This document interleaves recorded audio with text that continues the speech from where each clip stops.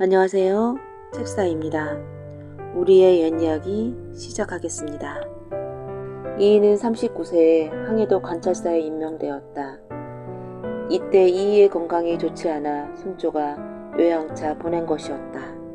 해주에는 처가가 있었고 황주에는 친밀한 누나가 있었다. 모두 손조의 큰 배려였다. 해주 가명에 들어 고단한 몸을 풀자 술상과 함께 동기가 따라들었다. 새로 관찰사가 부임하면 그 지방의 최고의 기생으로 하여 시중을 들게 하는 관례가 있었다. 이이가 어린 기생을 보았다. 내 나이가 몇이더냐? 하고 이름이 무엇이냐? 이름은 유지였고 나이는 12이옵니다. 참으로 어여쁘게 생겼구나. 허나 너의 제의와 용모는 심히 사랑스러우나 너와 정춤하게 된다면 도리상 마땅히 집으로 데려가야 하는데 이것이 심히 어려운 일이므로 너를 안을 수가 없겠구나. 유지가 밝게진 얼굴로 고개를 숙였다. 이이가 다시금 말을 이었다. 너를 곤란하게 만드는 일을 하지 않겠다. 그러니 마음을 놓고 있거라. 술이나 한 잔 따르겠더냐. 너는 어쩌다가 광기가 되었느냐. 아픈 얘기라면 하지 않아도 된다. 수첩은 본디 선비의 여식이었으나 사정이 여의치 않아 일이 되었습니다. 그래, 사연이 있겠지. 이러면 어떠하겠느냐. 너도 내 소유임을 해야 하니 오늘부터 내 일상을 돕도록 하여라. 네, 나으리. 유지는 이이가 한양으로 돌아갈 때까지 곁에서 그를 보필하는 일을 수행했다. 유지는 아양을 떨고 아첨을 부려 무언가를 얻으려는 자가 아니었다. 그래서 이이는 유지가 보면 볼수록 더욱 괜찮은 아이라 생각했다. 하지만 이이 또한 이 생각을 마음에만 담고 있었다. 두 사람의 인연은 여기서 끝나지 않았다. 이이와 유지는 그가 해주를 지날 때마다 재회했다. 이이가 죽기 전에도 황주에 누님을 뵈러 갈 때 유지와 동행했다. 8년이란 세월 동안 둘은 마음과 술과 시만을 나누었다. 이날도 이이가 해주를 떠나며 유지와 이별하고 방고지라는 강마을에서 피곤함을 풀고 있을 때였다. 누군가 문을 두드렸다. 유지였다. 이제 떠나면 다시 만나기를 기약하기 어렵기에 이렇게 멀리까지 온 것입니다. 부디 물리치지 말아 주십시오. 잠시 머뭇거리던 이이가 길을 비켜주었다. 유지가 방으로 들었다. 두 사람은 이런저런 이야기를 나누었다. 그러다 이이가 지품목을 대령했다. 내게 주는 마지막 선물이 될 듯하구나. 이이가 자신의 마음을 담아 시로 남겼다. 유지가 마지막 글귀를 읽으며 눈물을 훔쳤다. 내 생이 있단 말이 빈말이 아니라면 죽어 저 부엉성에서 너를 만나리. 1553년 9월 28일이었다. 이이는 다음해 정월 16일 서울 대사동에서 세상을 떠났다. 소식을 들은 유지는 서울로 올라와 3년상을 지냈다. 그 마지막 밤 이이가 유지에게 준 시는 유지사였다. 아름답고 절절한 시에 이이는 짧은 삼수를 덧붙였는데 아래와 같다. 예쁘게도 태어났네 선녀로구나. 10년을 서로 알아 익숙한 모습. 이 몸인들 목석 같기야 하겠냐마는 병들고 늙었기에 사절한다네. 헤어지면 정이처럼 서러워하지만 서로 만나 얼굴이나 친했을 따름이네. 다시 태어나면 내 뜻대로 따라가련만 병든이라 세상 정욕은 이미 제갔구나. 길가에 버린 꽃 아깝고 말고 운명처럼 배향을 언제 만날까. 둘이 같이 신선될 수 없는 일이라 떠나며 시나 써주니 미안하구나. 1583년 9월 28일 병든 늙은이 율곡이 방고지 강마을에서 쓴. 옛날에 어떤 선비 형제가 살고 있었다. 아버지가 세상을 떠난 뒤로 살림을 갈라서 살았는데 형은 갈수록 재산이 늘어 큰 부자가 된 데 반하여 동생은 운이 트이지 않아서 아주 가난한 처지가 되었다. 생활이 어찌나 간고한지 하루하루 끼니를 잇기가 어려운 지경이었다. 하지만 형은 동생의 처지를 모른 척하고 돌봐줄 생각을 하지 않았다. 얘야, 동생 집에 쌀이 떨어졌다던데. 어머니가 이렇게 얘기를 해도 콧방귀만 뀌었다. 그냥 두세요. 다 자기 탓이에요. 살림을 안 준 것도 아니고. 표정과 말투가 어찌나 냉정한지 다시는 말을 꺼낼 수 없을 정도였다. 어느 가을 수술을 끝내고 나서 마당에 별을 널 때였다. 형의 아내가 마당에 명석을 쭉 펼쳐놓고 볕섬을 쏟아서 햇볕에 놀고 있노라니 아내 동서가 동구미에 별을 이고 와선 한 옆에 명석을 펴고 별을 널었다. 별을 놀고 나더니 한 옆에서 닭을 보고 있던 시어머니한테 어머니 저희 것 좀 봐주세요. 저는 일하러 갑니다. 부탁하고서 내려갔다. 행여나 소중한 벽시를 하나라도 춥낼까 혼자서 온종일 닭을 지키던 시어머니는 문득 무슨 생각이 났는지 두리번거리며 주위를 살폈다. 주위에 아무것도 없는 걸 확인하고는 얼른 큰아들네 벼를 두어 대박 덜어다가 작은 아들네 벼에 옮겨놓고서 짐짓 딴청을 했다. 어이 저놈이다. 그런데 그때 방 한 구석에서 배를 짜던 큰며느리가 잠깐 바깥을 내다보다가 하필 그 모습을 엿보고 말았다. 하기야 내가 보기에도 안 됐는데 어머니 마음이야 오죽할까. 큰며느리는 이렇게 생각하면서 짐짓 모른 척했다. 그날 저녁 일터에 나갔던 작은 며느리가 와서 널었던 벼를 챙기는데 동구미에 벼를 담고 보니 가져올 때보다 달리 벼가 넘쳐났다. 며느리는 고개를 가웃하더니 넘치는 벼를 덜어서 형네벼에 섞어 널어놓고는 자기가 원래 가져왔던 만큼만 담아서 돌아갔다. 큰며느리가 다시 그 모습을 보고는 그만 탄폭하고 말았다. 세상에 저렇게 착한 사람이 다 있는가. 저런 사람을 안 돕는다면 사람이 아니지. 이튿날 큰며느리는 하인을 보내 동서를 올라오게 해서는 찹쌀 한 말과 누룩을 주면서 말했다. 이걸 가져다가 술을 한 동이 잘 담도록 해. 이건 묻지 말고 내 말대로 해. 술이 다 되거든 와서 말해줘. 작은 며느리는 궁금한 마음을 누르고 윗동서가 시키는 대로 정성껏 술을 빚었다. 이래가 지나자 술이 제대로 익어서 곡향이 진하게 우러나오기 시작했다. 이제 술이 다 돼가요. 그러자 큰며느리가 다시 동서에게 돈을 건네주면서 말했다. 이걸 가지고 장에 나가서 좋은 쇠고기 사다가 양념을 해서 잘 구워. 그리고 시아주버니를 모시다가 한번 대접을 해. 술을 권할 때 말이지 물을 치지 말고 잘 걸러서 독한 술 그대로 대접해서 한껏 취하게 해야 돼. 내 말 알았지? 작은 며느리는 무슨 영문인지 모르면서도 동서가 말한 대로 소고기를 사다가 양념을 맛있게 해서 술안주를 준비했다. 그리곤 독한 술 한 동이를 잘 걸러서 남편을 시켜서 형을 모셔오게 했다. 형님, 우리 집에 좋은 술 한 동이 생겼습니다. 오랜만에 약주 한번 함께 하십시다. 그 형은 술이라면 깜빡 넘어가는 사람이었다. 뭐라고? 너희 집에 웬 술이냐? 별일이구나. 형님이 술 좋아하시는 걸 알면서도 여태 한번 대접을 못했다가 이번에 일부러 한 동이를 담가봤지요. 냄새가 기가 막힙니다. 함께 가세요. 그러자꾸나.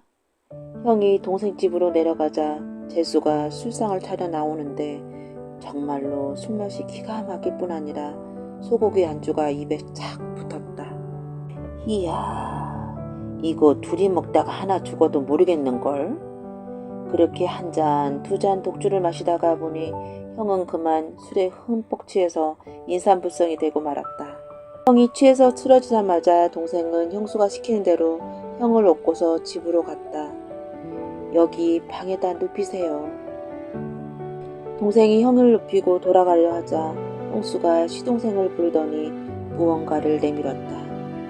이걸 가지고 가세요. 이게 뭔가요? 아무 말 말고 가져가세요.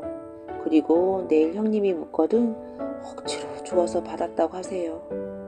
이러시면 안 되는데. 걱정 말고 내가 시키는 대로만 해요. 동생은 형수가 전해준 문서를 들고서 집으로 돌아왔다. 다음날 형이 겨우 술에서 깨어나 정신을 차리면서 말했다. 내가 어제 너무 취했군. 별일이 없었나? 그러자 아내가 퉁퉁 부어오른 눈으로 울면서 말하는 것이었다. 없긴 왜 없겠어요. 이것 좀 보세요. 형이 살펴보니 집안에 귀한 물건을 넣어주는 객짝이 열려있고 집문서, 논문서가 흐트러져 있었다. 아니 이게 웬일이지? 웬일은 무슨 웬일이에요. 당신이 어제 이렇게 다 흩어놓고는 싫다는 동생한테 억지로 땅 문서를 지어놓고는. 아니 내가 그랬단 말이야? 형은 깜짝 놀라서 흩어져 있는 문서를 수습해 보았다.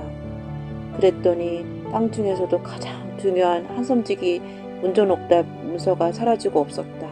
그 땅은 대대로 장손에게 물려주어 내려온 것이라서 무슨 일이 있어도 지켜야 하는 것이었다. 아이고 큰일 났네. 이를 어쩌지? 다른 건 다 몰라도 그건 안 돼. 그게 그렇게 중요한 거예요? 그렇고 말고 다른 땅 열섬지기는 돼도 이 땅만큼은 안 돼. 그러자 아내가 살짝 거들었다. 그게 그렇게 소중하면 다른 문서라도 가지고 가서 바꿔오는 수밖에요. 그래 맞아. 형은 석섬지기 논문서를 찾아 들고서 부랴부랴 동생 집으로 내려갔다. 아우 내 말 좀 들어볼래? 네 형님. 어제 내가 너한테 준 논문서 말이지. 그걸 좀 찾으러 왔구나.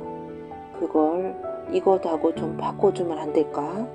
그러자 동생이 간직했던 문서를 건네주면서 말했다. 형님, 그러지 않아도 갖다 드리려고 했어요. 그냥 가져가세요. 그러자 형이 문서를 받아들면서 안도의 한숨을 내쉬었다. 아니다. 그런 소리 마라. 이걸 받아라. 너도 좀 떵떵거리면서 살아봐야지. 사실 그간 내가 너무 무심했어. 형님. 형은 억지로 동생한테 석섬지기 논문서를 떠안기고서 자기 집으로 올라갔다. 동생 내외는 그 논문서를 앞에 놓고서 가슴 벅차하면서도 어떻게 그게 자기네한테 올 수 있었는지 이유를 알 수가 없었다. 그 사연을 아는 사람은 오직 큰며느리 단 한 사람뿐이었다.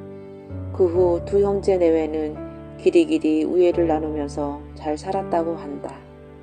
옛날 어느 마을에 부자 영감과 가난한 선비가 한 마을에 살았는데 부자 영감에게는 딸이 셋이 있었다.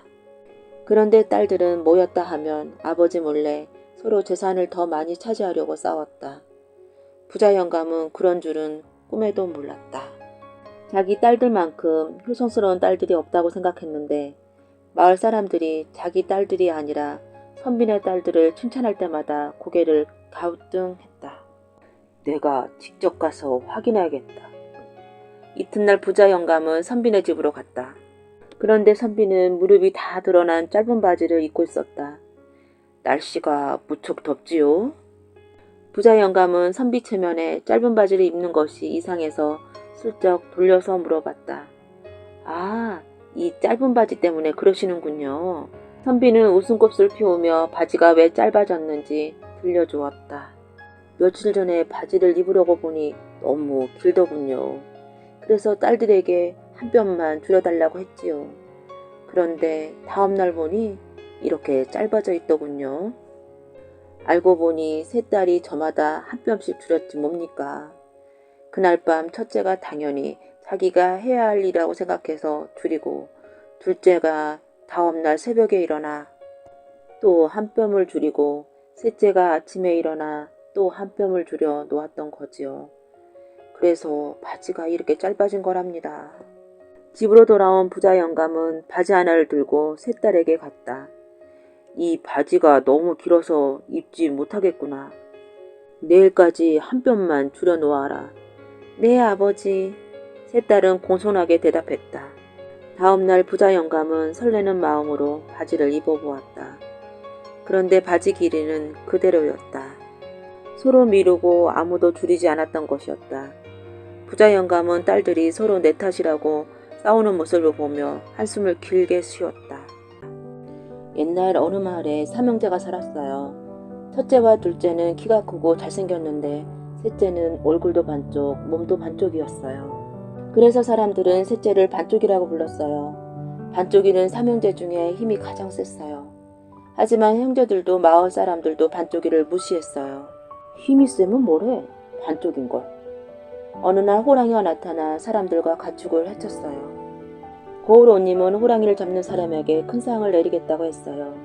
하지만 아무도 나서는 사람이 없었어요. 그까지 호랑이 내가 잡아오지. 첫째는 하루 종일 산을 헤매다가 산속 외딴집에서 자게 되었어요. 호랑이가 나타나면 한 주먹에 때려 눕힐 겁니다. 첫째가 외딴집 노인에게 큰 소리를 쳤어요. 하지만 이튿날 호랑이에게 물려 죽고 말았어요. 고얀 놈 같으니라고 감히 날 잡겠다고? 외딴집 노인이 큰 소리를 쳤어요. 노인이 바로 호랑이였던 거예요. 다음으로 둘째가 나섰지만 또 잡아먹히고 말았어요. 둘째마저 소식이 없자 반쪽이가 나섰어요. 제가 가서 두 형님의 온수를 갚겠습니다. 반쪽이도 외딴집에 가서 자게 되었어요. 저는 반쪽이라 구박을 받고 자라서 방에서는 잠이 오지 않습니다. 반쪽이는 마루 밑에 들어가 잠을 청했어요. 그런데 노인이 중얼거리는 소리가 들렸어요. 저 반쪽이가 나를 어떻게 알아보겠어? 난 이마 한가운데만 맞지 않으면 1000년이라도 사는걸? 반쪽이는 노인이 호랑이라는 것을 눈치챘어요. 네 이놈! 형들의 온수를 갚아야겠다. 반쪽이와 호랑이 사이에 싸움이 붙었어요.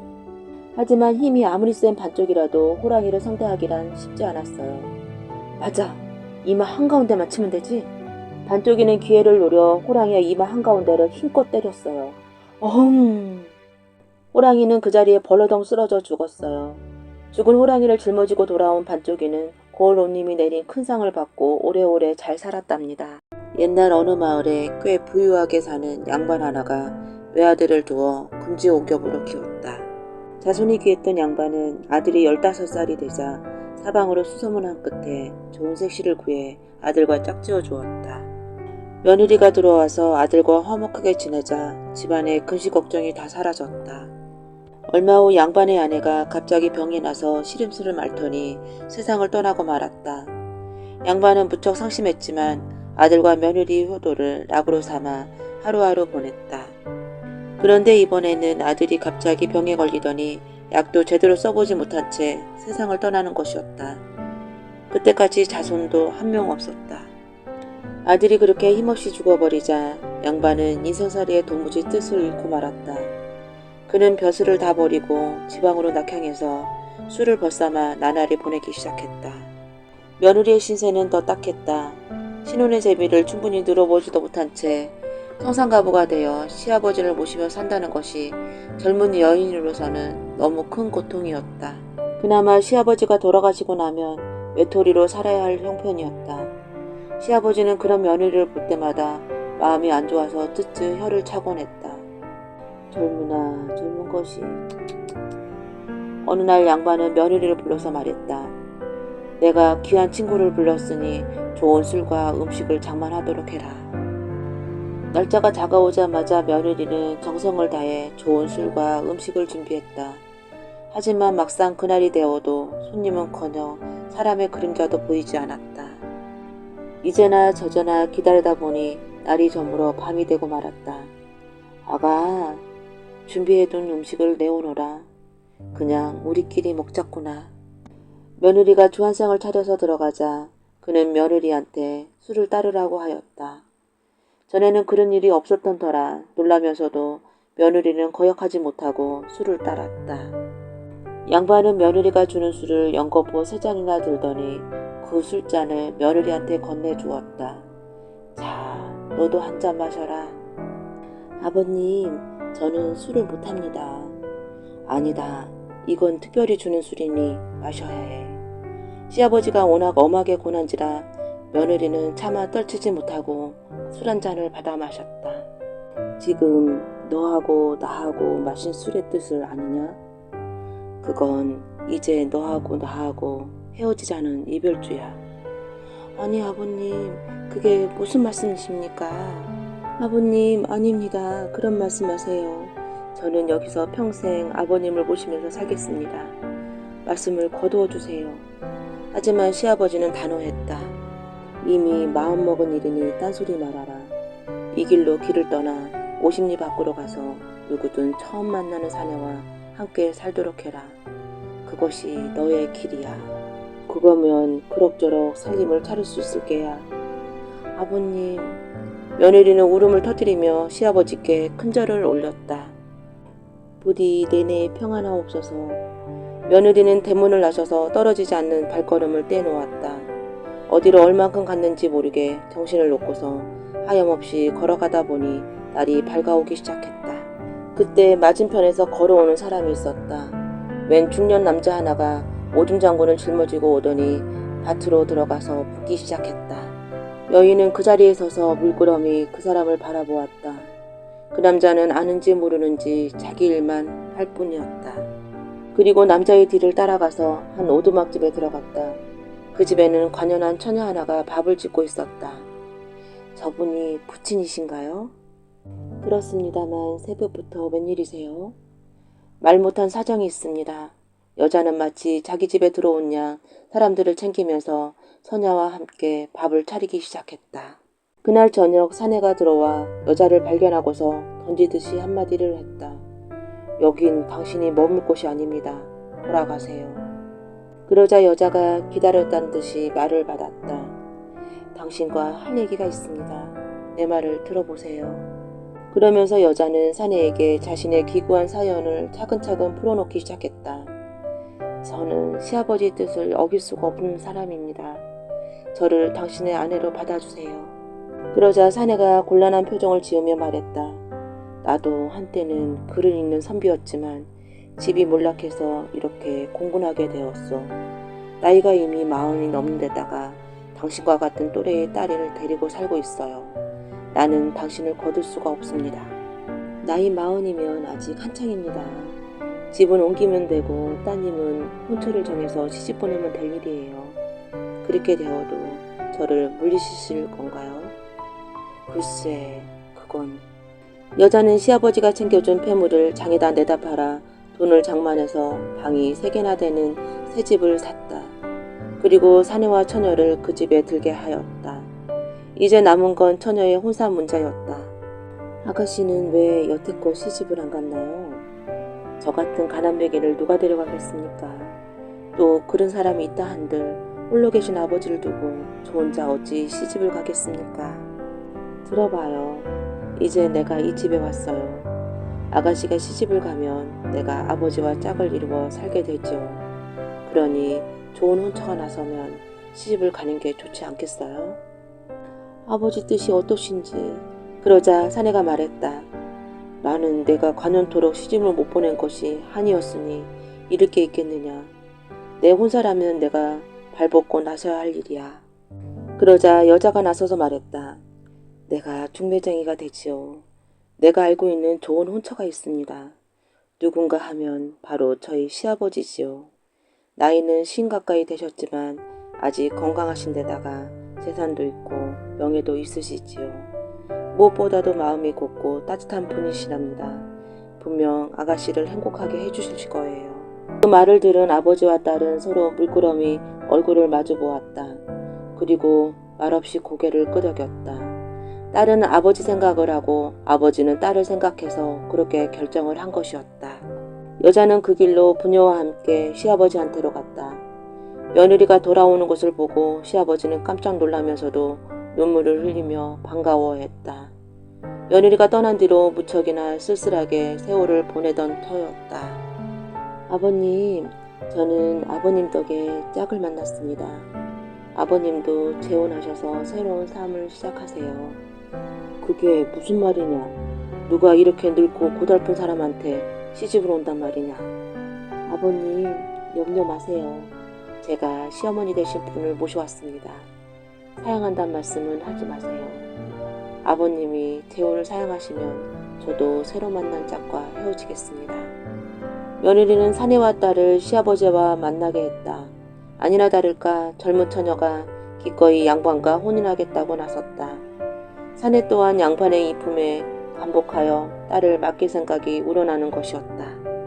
그렇게 해서 며느리는 사내와 혼인을 하고 시아버지는 사내의 딸과 혼인하게 되었다. 시아버지는 재산을 갈라 사내의 집에 주어서 두 집이 함께 잘 살 수 있도록 했다. 이후 시아버지 집은 이남 일녀를 두고 며느리 집은 일남 일녀를 주어서 다 잘 키웠다고 한다. 전날의 시아버지와 며느리 관계가 뒷날에 이르러 사위와 장모가 된 셈이니 그들은 서로 어떻게 대했을까. 양반의 집에 왔을 때는 시아버지와 며느리로 지내고 사내의 집에 왔을 때는 장모와 사위로 행세했다고 한다. 옛날 한 시골 마을에 부자가 살고 있었다. 집도 있고 땅도 많아서 부족한 건 없었는데 슬하에 자식이 없는 것이 큰 한이었다. 좋다는 방법은 다 써보았지만 나이 40이 넘도록 아이를 갖지 못했다. 어느 날 남편이 시무룩한 모습을 하고 앉아있는 것을 보고 아내가 말했다. 첩을 들이면 자식을 볼 수 있을 테니 그리 하시지요. 그러자 남편의 낯빛이 저절로 환하게 바뀌었다. 정말 그러면 자식을 얻을 수 있을까? 그러겠지요. 그러자 부자 남편은 사방으로 사람을 놓아 첩을 구하기 시작했다. 오래지 않아서 마음에 드는 여자를 찾아서 첩으로 삼았다. 따로 작은 집을 하나 얻어서 살게 하면서 틈나는 대로 첩의 집을 드나들었다. 그런데 아기를 가진 것은 뜻밖에도 새로 들어온 첩이 아니라 본처였다. 본처는 임신한 지 10달 만에 떡두꺼비 같은 아들을 순산했다. 첩도 아닌 본처한테서 아들을 얻은 부자는 입이 짝 벌어졌다. 아기를 보느라 첩의 집은 찾아갈 생각도 하지 않았다. 부자가 찾아오지 않자 첩은 그만 안달이 났다. 남몰래 이리저리 아기를 해칠 기회를 엿보던 첩은 어느 날 부자 집안 식구가 다 집을 비운 사이에 혼자 잠자는 아이를 슬쩍 들어다 광 속에 된장 항아리 속에 파묻어 죽이고 말았다. 아기가 사라지자 부자 집에는 온통 야단이 났다. 하지만 사방을 샅샅이 뒤져보아도 아기는 찾을 수가 없었다. 찾다가 지친 부자는 크게 실망을 해서 집에 들어올 맛을 잃어버렸다. 여자가 얼마나 칠칠치 못하면 제 자식을 잃어버린다. 부자는 그렇게 투덜거리면서 첩의 집으로 향했다. 그 후 그는 본가에는 걸음을 끊다시피 하고서 첩의 집에서 살았다. 혼자 쓸쓸히 세월을 보내던 본처가 어느 날 광에서 된장을 퍼다 찌개를 끓였는데 이상한 냄새가 나서 입을 댈 수가 없었다. 된장이 왜 이렇게 됐지? 본처는 된장을 그냥 버릴 수가 없어서 쇠죽을 쓸 때마다 된장 한 사발씩 섞어 쑤어 암소에게 먹였다. 얼마 안 가서 된장은 전부 암소의 뱃속으로 들어갔다. 그런데 된장을 먹은 암소가 뜻하지 않게 새끼를 베어 조그만한 송아지를 낳았다. 등허리에 금무늬가 얼룩진 예쁜 송아지였다. 송아지가 너무 귀여워 안아주자 송아지는 본처의 품속으로 파고들어 젖을 찾아 빨기 시작했다. 신기하게 여긴 본처는 그날부터 금송아지를 자식처럼 데리고 자면서 젖을 먹였다. 본가의 암소가 된장을 먹고서 금송아지를 낳았다는 소문을 들은 첩은 송아지가 본처의 자식의 환생이라는 사실을 알아차렸다. 첩은 어떻게든 송아지를 죽여서 후환을 없애야 한다고 생각하고 한 가지 꾀를 냈다. 갑자기 자리에 누워 헛소리를 하면서 죽을 병에 걸린 환자처럼 행세했다. 아니 갑자기 왜 그러는가? 아무래도 세상을 하직하려나 봅니다.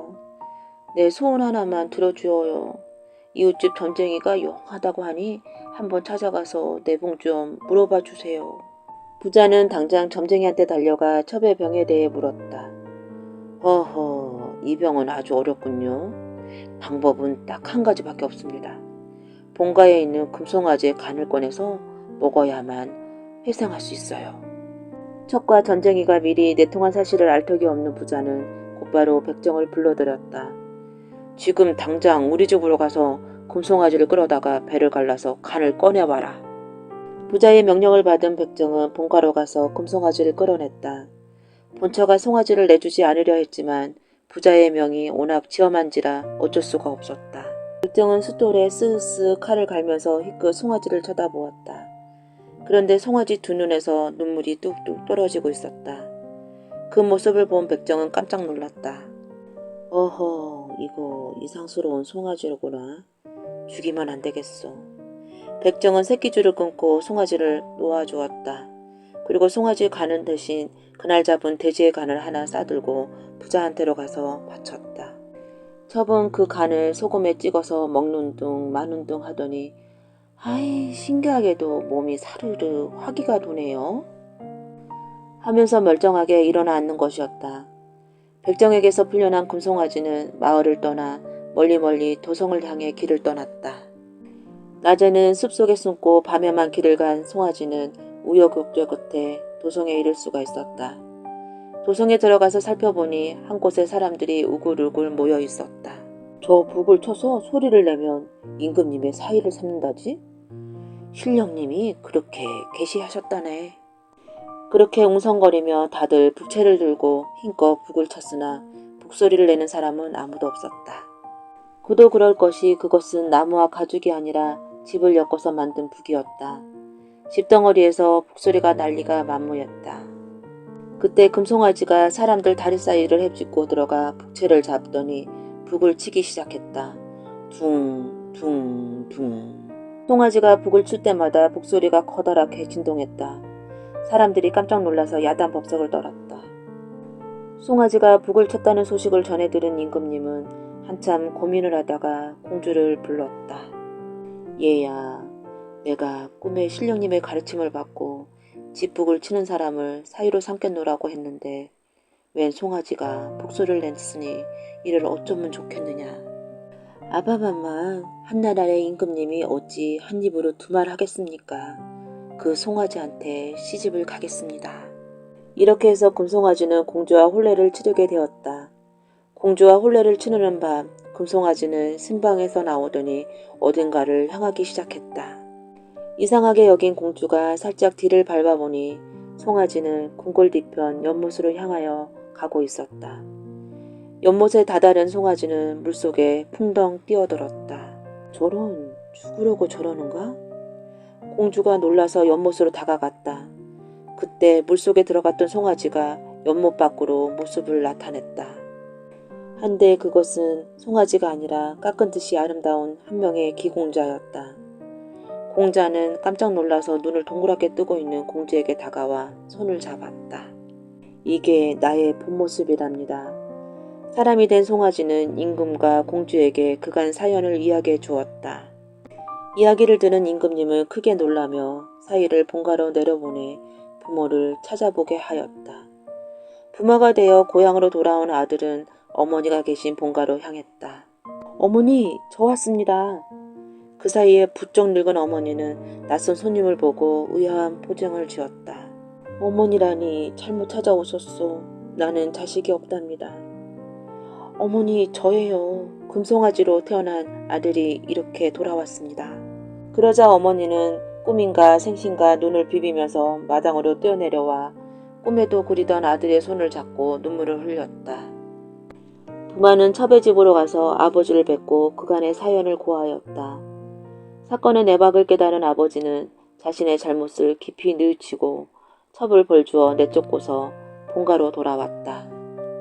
부마는 또 자신을 살려주었던 백정을 찾아가서 기쁜 사례를 하고 천한 신분을 벗어나게 해주었다. 그 후 금송아지 아들은 공주와 함께 부모를 모시면서 아들, 딸 많이 낳고 잘 살았다고 한다. 옛날에 명나라와 조선을 오가는 역관이 있었다. 내가 내 죄를 인정하다니 두 말은 없겠다만 그 죄가 적지 않으니 차명을 면치 못하리라. 이호송 장군은 아직도 화가 가시지 않은 얼굴이었다. 요동도통은 차마 고개를 들지 못하고 눈물만 흘렸다. 비록 전쟁은 끝났으나 군량미를 사사로이 전용했으니 죽음을 면할 길이 없다는 것을 알고 있었다. 요동도통은 마음을 비우고 죽음을 각오하고 있었다. 그러나 요동도통의 세 아들은 아버지의 죽음을 차마 그냥 두고 볼 수가 없어 아버지를 구하고자 한자리에 모였다. 그들은 궁리의 궁리를 거듭해 보았지만 좀처럼 묘책이 떠오르지 않아 멍하니 앉아있는데 문득 막내가 말했다. 형님, 일전에 들으니 장군께서 조선에서 온 젊은 역관을 무척 신임하고 있다고 합니다. 그 역관을 찾아가 장군에게 말 잘해달라고 부탁해보는 것이 어떨까요? 그리하여 삼형제는 지푸라기라도 잡는 심정으로 김역관을 찾아갔다. 조선인 김역관은 이호송이 임진왜란 때 명예옹군을 이끌어 왔을 때 나라에서 파견한 여러 통역관 중 한 사람이었다. 김역관은 인물도 혼쭐한 데다 통역은 물론 여러 방면의 재주가 뛰어난 젊은이였다. 이런 김역관이 마음에 들었던 이호성은 그를 자주 부르며 친히 대하더니 명나라에 들어올 때 데리고 왔다. 김역관은 요동도통의 아들 삼형제가 다짜고짜 자신에게 매달리자 난처했다. 그러나 아버지를 살리고자 애쓰는 아들들을 보니 고향에 계시는 부모님이 생각나 치근한 마음이 들었다. 제가 무슨 힘이 있어 장군이 하시는 일을 맡겠습니까마는 언제 기회 보아 말씀드려보지요. 김역관은 그렇게 말하고 아들들을 돌려보냈다. 며칠 후 그는 이호성 장군을 찾아뵌 자리에서 요동도통의 사정을 얘기하며 그의 죄를 용서해 줄 것을 부탁했다. 이호성은 김역관이 자신에게 처음 부탁하는 것이라 쉽게 거절 못하고 마침내 승낙했다. 요동도통이 무사히 풀려나자 그의 아들 삼형제는 금은보화를 챙겨들고 김역관을 찾아왔다. 고맙습니다. 아버지를 살려주신 은혜 어찌 이것으로 다 갚겠습니까만 저희 작은 정성이오니 받아주십시오. 아닙니다. 이렇게 된 것은 당신들의 효성이 지극하기 때문입니다. 그러니 그냥 가져가십시오. 그럴 수는 없습니다. 아버지의 목숨을 살려주셨는데 어찌 저희가 그냥 있을 수 있단 말입니까? 이것이 싫다 하시면 대인께서 벼슬을 하실 수 있도록 추천에 올릴 수 있습니다. 삼형제는 김역관이 선물을 거절하자 다른 제의를 했다. 아니된 말씀입니다. 전 엄연히 조선인입니다. 곧 본국으로 돌아가야 할 사람이 벼슬이라니 당치 않습니다. 저희는 그냥 있을 수가 없습니다. 부디 대인께서 원하시는 것을 말씀하십시오. 무엇이든 저희가 들어드리겠습니다. 삼형제는 김역관에게 엎드려 말했다.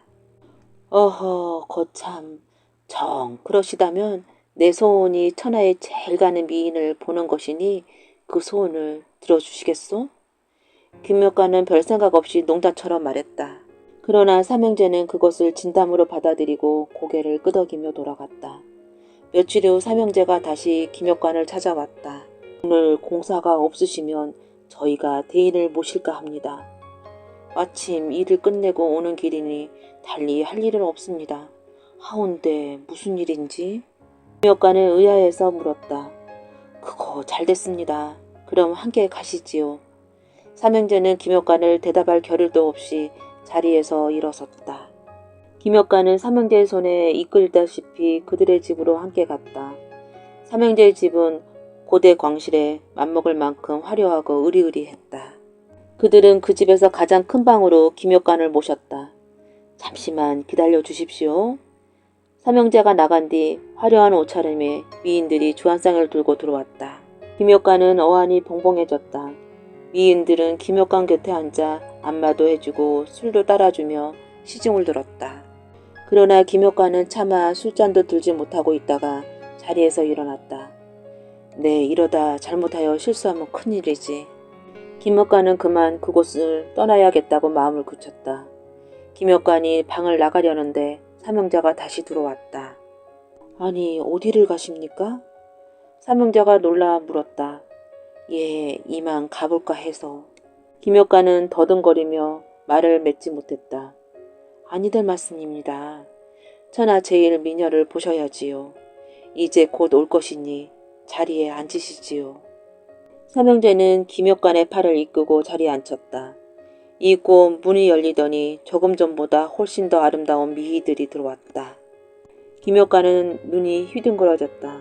특히 미희들 가운데 서 있는 여인은 정녕 천하절색이었다. 저 여인은 진정 사람이란 말인가. 한 차례 연회가 끝난 뒤 삼형제는 다른 여인들은 모두 물러가게 하고 그 여인만 남도록 했다. 이 여인이야말로 천하절색이지요. 부디 이 여인과 좋은 인연을 맺으십시오. 삼형제는 공손히 말하고 자리에서 일어났다. 아니, 아닙니다. 전 미인을 한번 보고자 했지 그런 뜻이. 김역관은 당황해서 삼형제를 잡으며 말했다.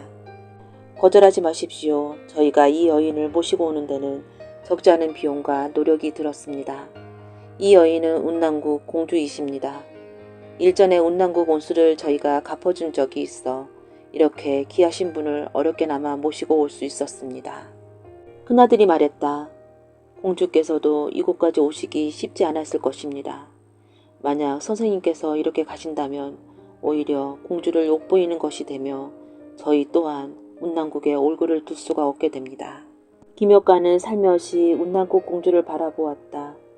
삼형제의 말이 아니더라도 지금 이대로 간다면 평생 후회할 것 같았다. 결국 김효과는 운남국 공주와 하룻밤을 보냈다. 다음 날 아침 식사하는 자리에서 삼형제 중 맏아들이 김효관에게 말했다. 이참에 공주와 백년가약을 맺으시는 것이 어떻겠습니까?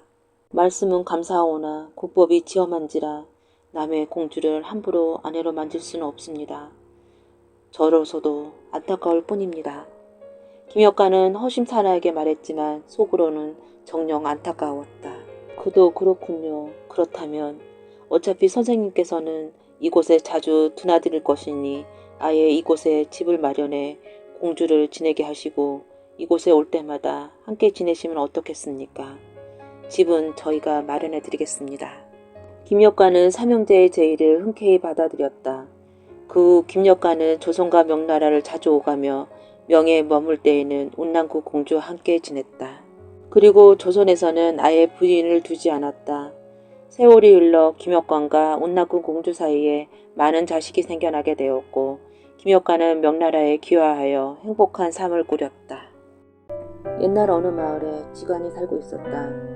그 지간이 병에 들어 죽게 되었는데 아들들이 말하기를 아버지가 지간이면서 어디 땅 하나 잡아놓은 거 없습니까? 아버지가 돌아가시면 우리가 어디에 묘를 쓸지 모르니까 자리 하나만 일러주세요 하고 하였다. 그랬더니 아버지가 둘러보면서 여기는 딴 식구가 있어서 말을 못한다 고 하였다. 그런데 부인이 가만히 둘러보아도 딴 식구는 없었다. 그런데 딴 식구가 있어서 얘기를 못한다고 말하는 것이었다. 그래서 그 부인이 밖으로 나왔다. 나와서 가만히 얘기를 들어보니까 자기 부인 때문에 얘기를 못한다는 것이었다. 내가 너희 어머니 때문에 말을 못하였다. 잘 듣거라. 저 앞샘이 물명당이다. 내가 죽거든 거기다 넣어버려라 하고 말하였다. 네, 알았습니다. 아들들은 아버지가 돌아가시는 날 바로 샘에다 넣어버렸다. 아버지가 죽고 몇 달이 지나자 아들하고 엄마하고 싸움이 났다.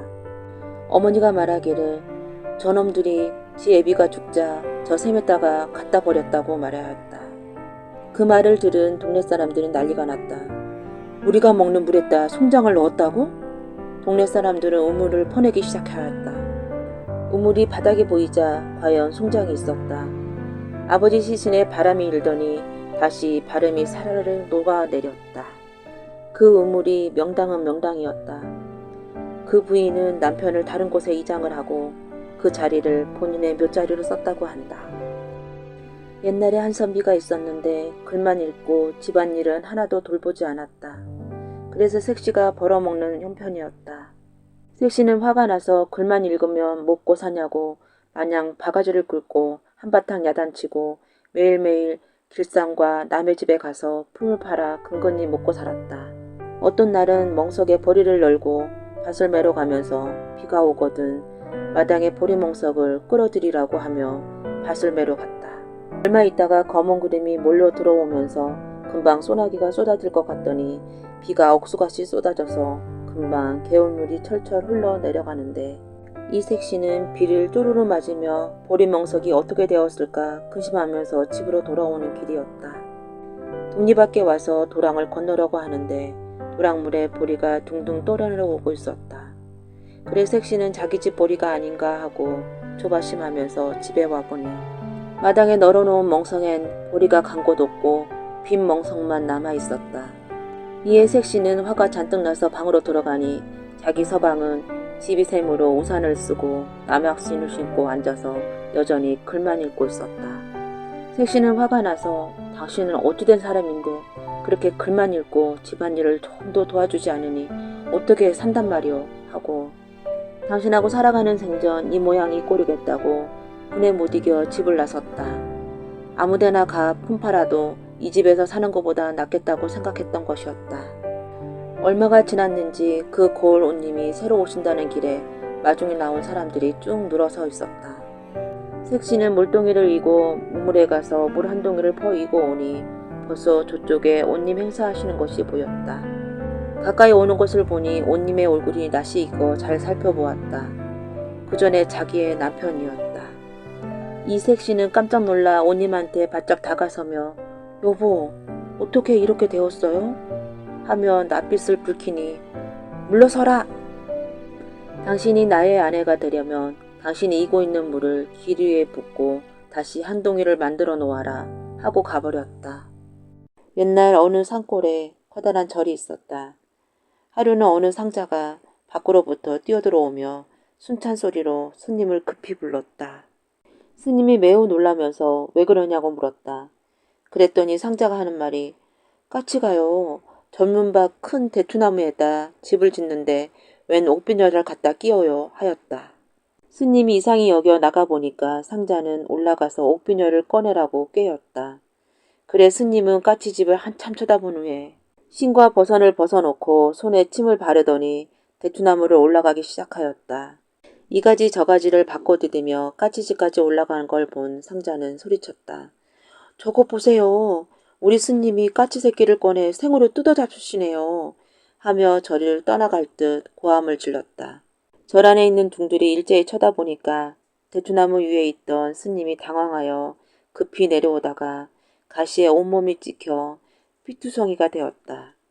다른 중들에게 변명을 한 후 스님은 부끄럽기도 하고 분함을 못 참아 상자를 끌고 들어가 실컷 때려주었다. 그러나 이 상자는 원래 장난을 잘했으므로 또 골려줄 방법을 생각했다. 이번엔 자기가 장난한 후에도 책망을 받지 않으려고 신중히 계획을 짰다. 때는 가을이었다. 어느 날 상자가 절 아래 있는 동네에서 돌아와 스님 곁에 앉으며 은근히 말을 꺼냈다. 저 아랫마을 주막에 사는 젊은 가부 있지요?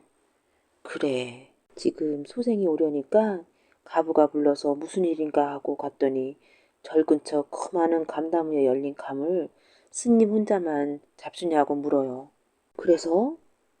그래 대답하기를 스님이 그럴 리가 있나요? 스님도 잡수시고 다른 사람도 나눠줘요 하였지요. 그래서? 그랬더니 가부 말이 그러면 스님께 여쭙고 좀 얻어달라고 합니다. 그래 그럼 먹을 만큼 따다 주려무라. 그리하여 상자는 만족한 듯이 제일 좋은 감을 골라서 따가지고 내려갔다. 그 가부는 천하 미인이라 은근히 탐내지 않은 사람이 없었다.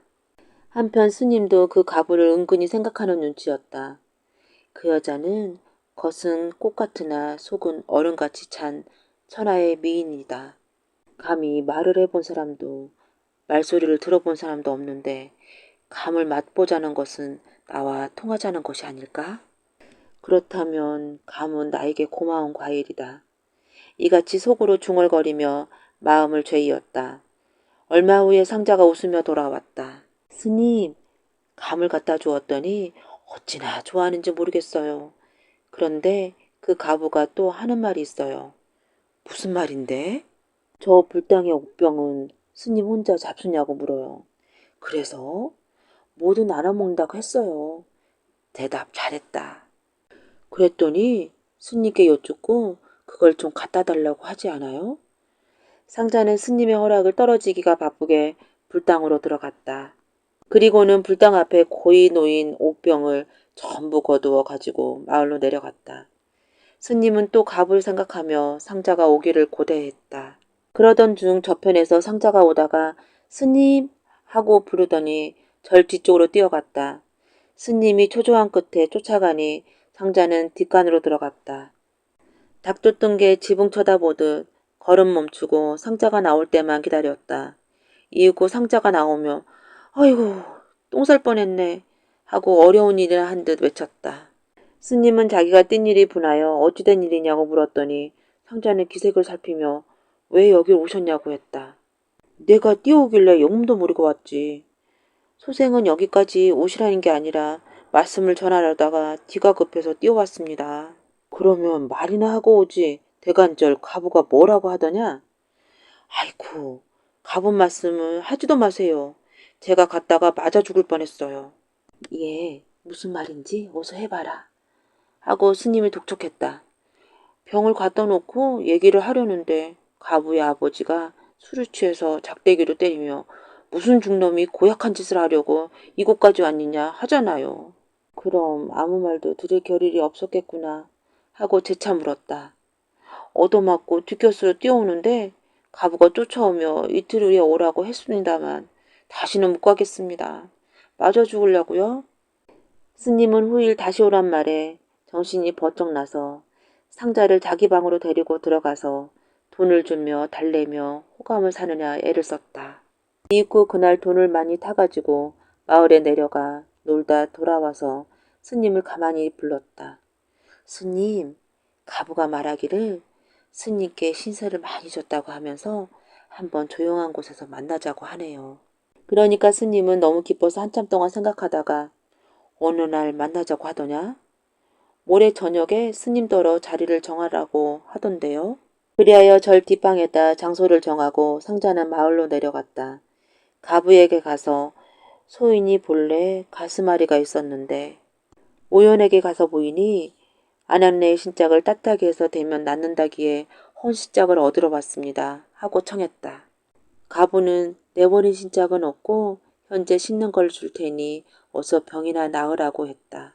신을 들고 스님 방문 앞으로 기어와 있으니까 방 안에서 과부가 온다. 미인이 온다. 저 과일을 내가 권하면 그녀가 나에게 권하고 후에는 인사도 하고 내 요구도 들어줄 테지 하고 중얼거렸다. 그때 상자가 문을 벌컥 열고서 다 틀렸어. 다 틀렸어. 했다. 스님이 영문을 몰라 하니 상자는 과부가 오다가 스님이 중얼거린 것을 듣고 여러 사람이 논다고 단단히 놓아여 돌아가는 것을 붙잡지 못하고 신짝만 주워가지고 왔네요. 하고 신짝을 보였다. 다 잘된 일이 틀린 것은 모두 스님 탓입니다. 하고 스님을 원망하였다. 이를 듣고 있던 스님이 큰 실수나 한 듯이 옳다 요놈의 주둥아리가 죄다. 몽둥이로 때려라. 하고 상자 앞으로 내미니 이것을 본 상자는 올소이다 하며 옆에 있는 목침으로 갈기니 상아의 이빨이 몽땅 빠졌다. 상자는 여지껏 잘 속여왔으나 앞으로도 계속해서 속일 궁리를 했다. 어느 날 스님에게로 가서 아랫마을 가부가 말씀 좀 전해달라고 해요.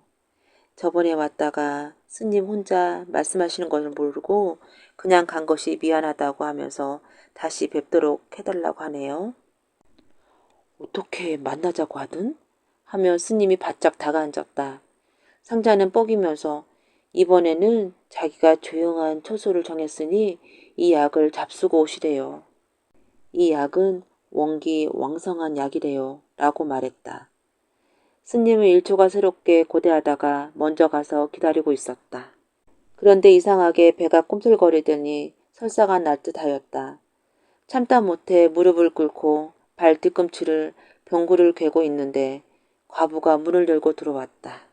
사람들이 들어오는데 괴이하게 앉아서 일어나지도 않아? 하며 스님을 두 손으로 떠밀었다. 이 설사는 상자의 흉계로 약이 아니라 날 콩가루를 먹었기 때문이었다. 한편 스님은 겨우 자기 방으로 돌아와서 이놈의 배, 이놈의 배 하며 주먹으로 자기 배를 때렸다. 이 스님처럼 자신의 양심에 어긋나는 욕심을 억지로 세우려다가 가는 곳마다 봉변을 당하는 것을 가리켜 물 걷는 중이라 별명하였다.